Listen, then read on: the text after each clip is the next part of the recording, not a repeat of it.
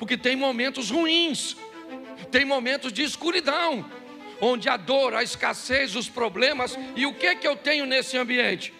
Governo. Estava difícil para Jesus. Pilatos disse: se defenda. Ele disse: não. Os soldados disseram: desça da cruz. Ele disse: não. As pessoas o provocavam, dizendo: salvou os outros e não salva a si mesmo? Se você é o Cristo, desça da cruz. Se ele não tivesse controle, ele desceria para mostrar para os outros que ele podia, mas ele não era governado pelos outros, ele era governado por seu propósito.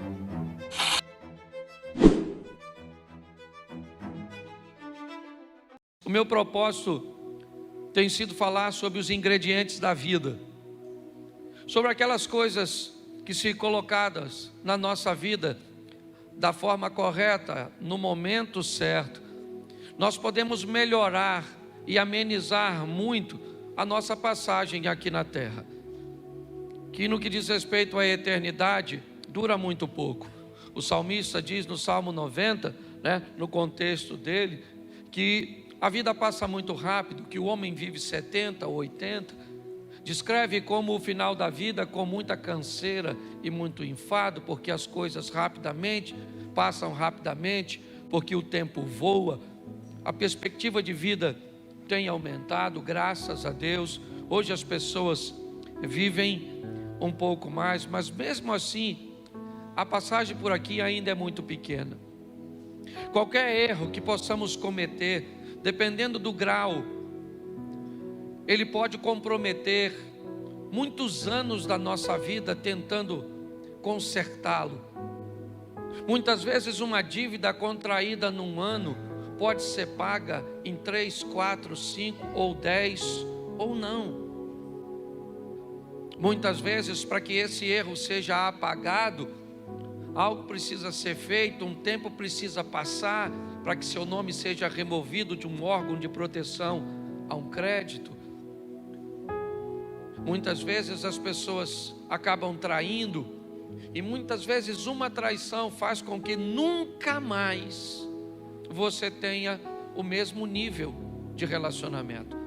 Tem coisas que você vive no passado que pode descredenciar você para sempre, para viver determinadas coisas no futuro. Por exemplo, quem aqui teve hepatite, levante a mão. Já teve hepatite? Levante a mão. A senhora, aqui também. Vocês podem fazer muita coisa por mim. Se eu caísse aqui agora, você poderia me ajudar a levantar. Se eu precisasse de um dinheiro, você poderia me emprestar. Mas se eu precisasse do seu sangue, você poderia me doar? Não, nunca mais. Mas você não tem hepatite, você já ficou curada, é verdade. Mas isso descredencia você. É muito importante nós entendermos que, por mais que venhamos a nos recuperar, tem determinadas coisas que podem nos descredenciar para sempre.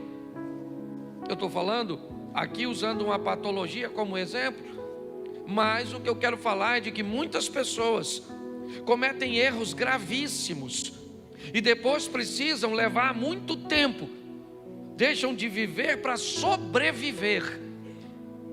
Então, se nós diminuirmos esses erros, se nós nos tornarmos mais assertivos, se nós nos tornarmos mais sensíveis à voz e às instruções de Deus, essa margem vai diminuir. Jesus disse: eu vim para que tenham vida e a tenham em abundância. Mas a mesma Bíblia que diz isso também diz que no mundo nós teríamos aflições. O que eu procuro mostrar para a igreja é que as aflições são inevitáveis, porém pontuais.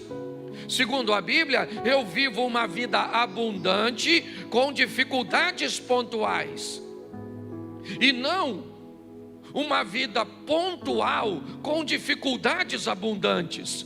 É isso que muitas pessoas têm vivido: espasmos de felicidade, espasmos de conquistas, São sempre coisas esporádicas, porque o tempo inteiro são sofrimentos, o tempo inteiro é escassez, o tempo inteiro é dificuldade, o tempo inteiro é sofrimento, é solidão. Tem alguma coisa de errado. Não é isso que a Bíblia, o Deus que você serve, te propôs. O que Ele propôs foi uma vida abundante, e que volta e meia você vai sofrer.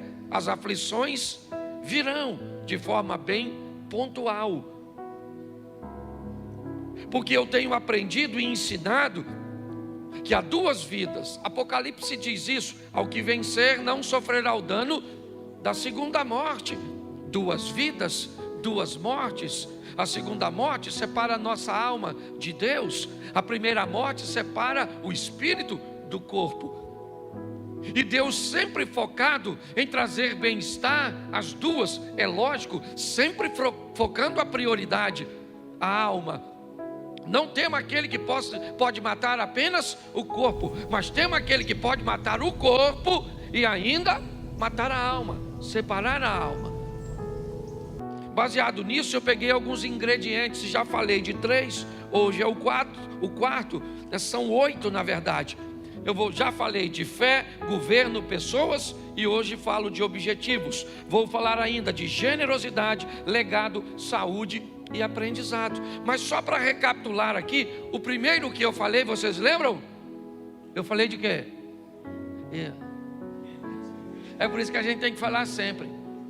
Por muito tempo eu tive dificuldade de repetir as coisas, porque parece que quem repete não tem conteúdo, fica falando sempre a mesma coisa. Mas depois eu olhei para os evangelhos e tem 4, e 3 repete a mesma coisa para os crentes. Por quê? Porque sabia que os crentes iam esquecer. Então Marcos escreveu e disse, é desse jeito. Aí vem no Mateus vem desse jeito. Aí vem o Marcos desse jeito. E vem o Lucas e desse jeito. E o povo ainda não lembra. Então o primeiro ingrediente é fé. Fala comigo, fé.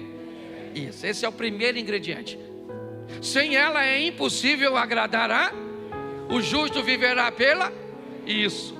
Então fé é a primeira coisa que você precisa ter. Até o profeta Gilberto Gil já sabia disso, quando disse, anda com a fé eu vou, que a fé não costuma falhar.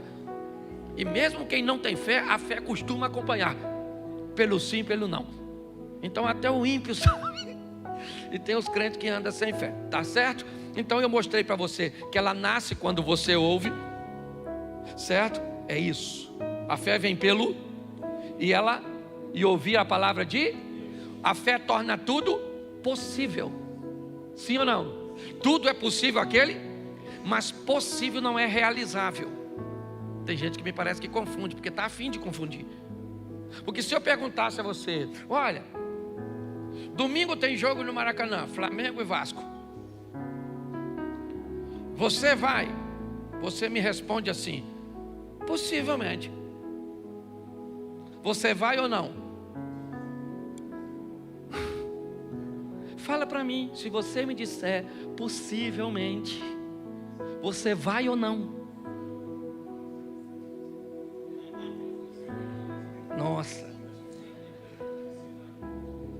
Se eu perguntasse para você assim, olha, vou fazer uma festinha lá na minha casa, deixa eu se tirar do Maracanã, porque Maracanã é pecado. Então a igreja se constrange, e provavelmente tem botafoguense e tricolores que não iriam mesmo, então nem se manifestou, tá certo? Mas vamos tentar de novo, fazer igual Jesus com a mulher samaritana. Falou de água, não dá certo, ele fala de marido. Vamos tentar aqui. Eu vou fazer uma festinha lá em casa na quarta-feira e eu digo para você, você vai? Você diz para mim assim, pastor, não vou dar garantia não, mas possivelmente eu vou. Você vai ou não? Vai ou não? Você não me falou. Você não falou nem que sim, nem que não. Então quando a Bíblia diz que a fé torna tudo possível, ela não está dizendo que Deus vai fazer e que não vai fazer. Ela só diz que quando você chega perto dele, o impossível se torna, mas não significa que ele vai fazer. Tem gente que vem para a igreja, um está morrendo de câncer, aí você vem, aí fala, meu Deus, ela não pode morrer, minha mãe, não pode morrer, ou é minha fé, eu tenho fé, chamou os irmãos, tudo. Até os cajaceiros vêm para a campanha, Vamos embora, une a fé de todo mundo. Aí a mãe morre. O que faltou? Não! Porque a fé não dá garantia que vai acontecer. A fé traz a possibilidade, está assim de gente frustrado, porque está achando que Deus prometeu coisas que Ele não prometeu.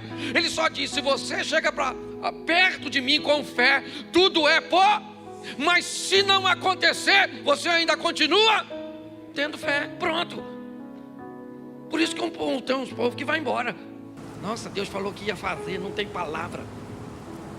Você que não entendeu direito. Então eu acho que vale até pregar de novo. Eu acho que eu vou pregar de fé de novo. Então ela torna tudo possível. Ela tem tamanho. A fé seja feita segundo a medida da sua. Se você tiver a fé do tamanho de um grão, então fé tem tamanho. Por isso que a Bíblia diz: de fé em fé, de glória em glória. Só diz que mesmo que ela seja pequenininha, certo? Ou seja, você já pegou um grão de mostarda? Já pegou, não? Eu não tenho nem como é que eu vou comparar aqui. Sei lá, não, qualquer coisa. Não, alpiste é 10 vezes maior. Um alpiste é bem pequenininho. É só para você saber o tamanho da sua fé. Sabe esse pequenininho? A nossa não chega nem nesse pequenininho. Depois eu vou trazer aqui, vou botar na sua mão. Você vê a sua fé. Então ela vai crescendo de fé em fé, de glória em. E de que tipo deve ser a sua fé? Ela tem tipo, claro. Me mostre a sua fé com as suas obras. E tenha uma fé realizadora. Fala, realizadora. Vou fazer com o professor agora. O primeiro é isso, só para você não esquecer mais. Porque eu perguntei, você não lembrava? Primeiro é isso. Tudo é possível, sim ou não? E ela nasce como? Ouvindo. A fé vem pelo e ouvir a palavra de isso aí. Não é o WhatsApp, é a palavra de Deus. Você, pastor, então o senhor está dizendo que eu não posso ouvir? Pode ouvir o que você quiser. Só ouça a palavra de Deus antes de ouvir qualquer outra coisa. E no final do dia também ouça ela para fechar a tampa. Começa escutando, termina escutando. Ela cresce, ela torna tudo possível. E ela tem que ser uma fé realizável, tá certo? Então vamos lá. Segunda mensagem que eu preguei sobre essa série, eu falei de governo. Porque o que tem de gente desgovernada, não governa o que come, não governa o que bebe, não governa o que fala, não governa o que compra. Tem que ir para uma clínica para ajudar você a ter governo. Pastor, eu vejo doce, eu fico doido. Pastor, eu vejo uma fofoca. Eu nem gosto de fofoca, eu gosto de leão marinho. É, na verdade, mãe. Vamos embora. Pare e pense. Governo, está lá. A Bíblia diz: Deus criou 2 astros. Um para governar e o outro para governar o primeiro para governar o dia é e o segundo para governar a noite é O que a Bíblia está dizendo é que se você quer ter uma vida equilibrada, aprenda a ter governo, quer de dia, quer de noite.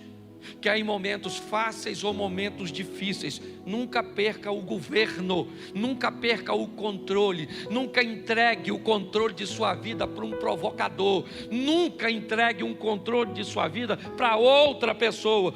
Quem controla a sua vida é Deus, tá bom, isso no âmbito, mas você tem que deter o controle.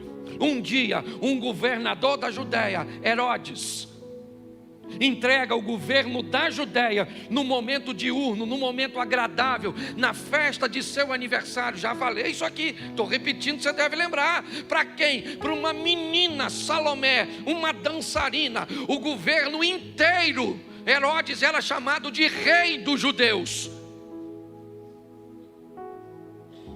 O governador da Judéia, ele pega o governo da Judéia, entrega na mão de uma dançarina e diz para ela, porque ele tinha bebido, estava alegre, estava feliz, o momento é bom, porque tem gente que perde o governo quando emagrece, quando faz uma plástica, quando ganha um dinheiro. Basta clarear, basta melhorar que pessoas perdem o governo. A Bíblia diz que se está de dia, tem que ter sol para governar o dia, e se escurecer, tem que ter lua para governar a noite. Porque tem momentos ruins, tem momentos de escuridão. onde a dor, a escassez, os problemas. E o que eu tenho nesse ambiente? Governo. Estava difícil para Jesus. Fala para seus discípulos: eu preciso do apoio de vocês, me ajude. Foi orar, quando voltou, eles estão dormindo. Jesus disse: olha, Pai, se possível for, aparte de mim este cálice. Estava escuro. Pilatos disse: se defenda. Ele disse: não. Os soldados disseram: desça da cruz. Ele disse: não. Estava de noite, mas ele tinha o governo. As pessoas o provocavam, dizendo: salvou os outros e não salva a si mesmo? Se você é o Cristo, desça da cruz. Se ele não tivesse controle, ele desceria para mostrar para os outros que ele podia, mas ele não era governado pelos outros, ele era governado por seu propósito. Jesus chama Judas de amigo e Pedro de inimigo, porque para Jesus, quem te faz o mal, te aproximando do seu propósito, inevitavelmente está te fazendo bem. Foi isso que José disse para seus irmãos: vocês não me venderam para o Egito, Deus é que me enviou na frente. O que vocês pensavam que estavam fazendo contra mim, estava fazendo a meu favor. Foi para isso. Governo. O que nós precisamos hoje é de pessoas que tenham governo para conseguir ler a Bíblia, porque tem gente que diz que não consegue. Deve ser muito caro, ou você deve ter 24 horas por dia ocupada. Não lê porque não governa, não ora porque não governa, não jejua porque não governa, não estuda porque não governa, porque não poupa porque não governa, não oferta porque não governa, não dizima porque não governa, não tem um bom casamento porque não governa, porque quem governa domina. Lembra o que Deus está conversando com Caim sobre governo? O pecado, Caim, jaz à porta batendo, mas a você, Caim, é determinado a você assumir o governo e dizer: eu abro ou não abro. É assim que funciona.